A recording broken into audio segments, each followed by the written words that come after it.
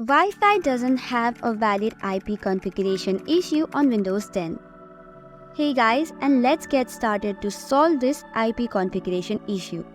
So first of all, tap on Type here to search and search for command prompt and make sure to run it as administrator.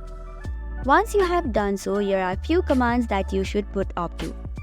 The commands are given as netsh winshock reset, netsh winshock reset catalog, ip reset log.txt, and finally ipconfig plus dns.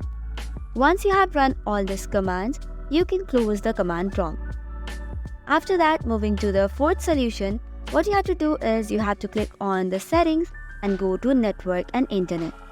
Now you have to tap on network reset and make sure that you have your password backed up. After this, your device will be restarted, and when your device gets started, your issue shall be fixed. So this was it for today. For more such contents, do not forget to hit the like and subscribe button.